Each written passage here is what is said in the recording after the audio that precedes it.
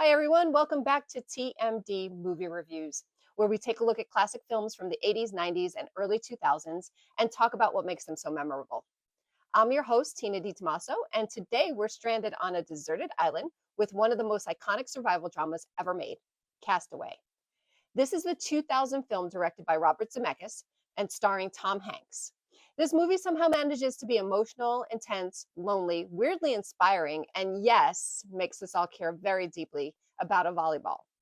Let's talk about Castaway, a movie that asks all the important questions. How long could you survive alone? How important is human connection? And could FedEx maybe chill out a little bit? At the center of the movie is Chuck Nolan. He's played by Tom Hanks. Chuck is a FedEx systems analyst whose entire life revolves around time. He's obsessed with schedules, efficiency, and making sure everything runs exactly when it's supposed to. He lives by the clock, he talks by the clock, and clearly breathes by the clock. He's in a relationship with Kelly, who's played by Helen Hunt, and right away, the movie makes it clear that Chuck's biggest problem isn't that he's a bad guy, it's that he's so committed to work that life is constantly happening around him while he's rushing to the next thing. Then, during a flight over the Pacific on Christmas Eve, disaster strikes. The plane crashes into the ocean, and Chuck becomes a lone survivor, washing up on a remote island with basically nothing. And that's where the movie really begins, because Castaway isn't about surviving just physically, it's about surviving mentally, emotionally, and spiritually when everything familiar has been stripped away.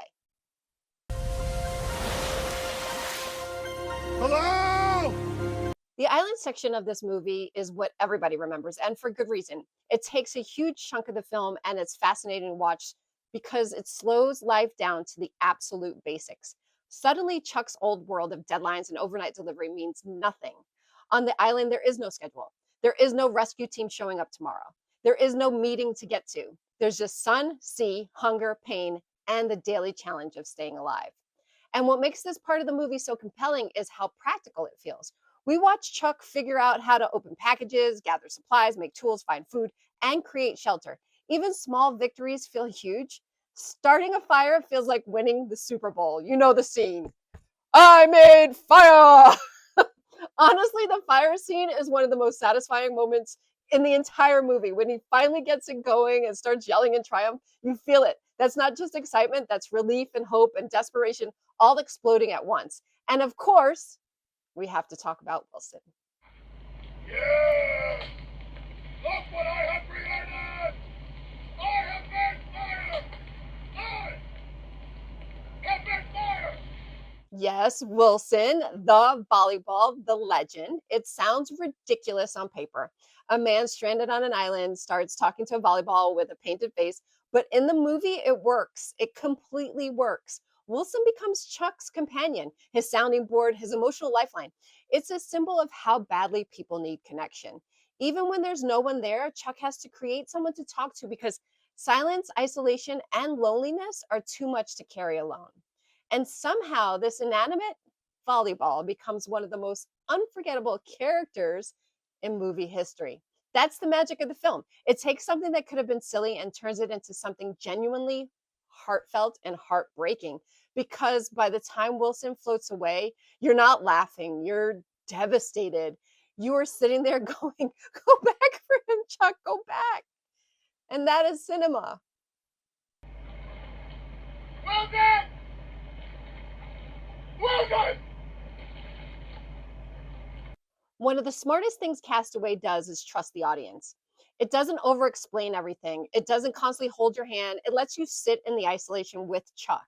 It lets moments breathe. It allows silence to do a lot of the heavy lifting. And that's the big reason the movie feels so immersive. Another thing it does really well is contrast. Before the crash, Chuck's life is all about speed, control, and urgency. After the crash, everything becomes slow, uncertain, and out of his hands. That contrast gives the movie its emotional punch. And visually, the island stuff is great because it's beautiful and brutal at the same time. The scenery is gorgeous, but it never feels like a vacation. This isn't relaxing tropical island. This is survival. This is injury, weather, hunger, and hopelessness hiding inside postcard views. The movie also understands that survival isn't just about food and water, it's about purpose. Chuck keeps going because some part of him still believes life is waiting for him somewhere beyond the horizon. The idea, holding on to hope when logic says you probably shouldn't, is what gives the movie its soul.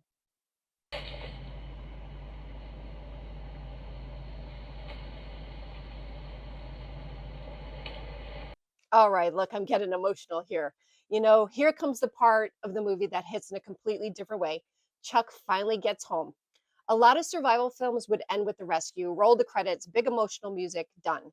But Castaway goes further, and that's one of the reasons why I think it stays with so many people, because the truth is getting rescued doesn't magically restore your old life. Chuck comes back to a world that mourned him, buried him, and moved on without him. Kelly believed he was dead. She grieved him. She built a new life. And suddenly Chuck is back, but everything he was surviving for has changed. That's what makes the movie more than just an island survival story. It's about loss, time, and how life keeps moving, whether you're ready or not. There's no easy reset button.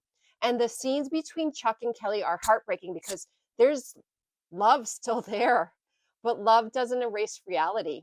That emotional complexity gives the film a lot of depth. It would have been easy to make the ending neat and satisfying, but instead it feels honest, messy, bittersweet, human.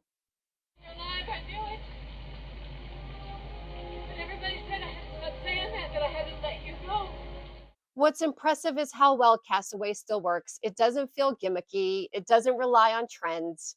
It isn't overloaded with effects or trying too hard to be dramatic every second. It's a simple concept executed extremely well. And that simplicity is what makes it timeless.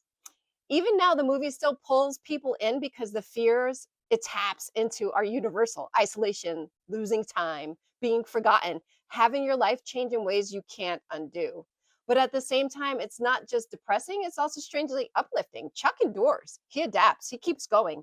He loses almost everything, but he keeps moving forward. That final stretch of the movie leaves you with sadness, yes, but also possibility.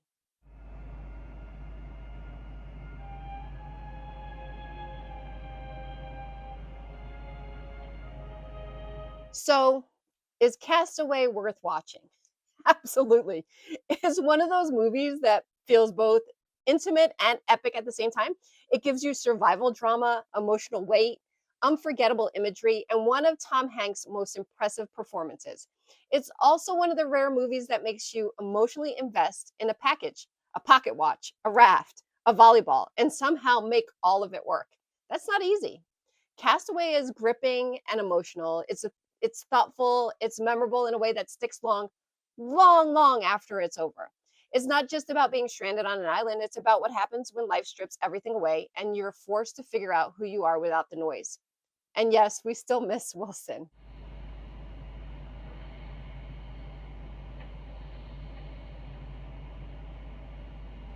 That's it for today's episode of TMD Movie Reviews. Have you seen Castaway? What did you think of it? And let me ask the real question. Were you more emotional over Wilson than some of the actual movie characters? Because honestly, same. Drop your thoughts in the comments. And if you enjoyed this review, don't forget to like, subscribe, and check back for more looks at great older movies. Thanks for watching, and I'll see you on the next one.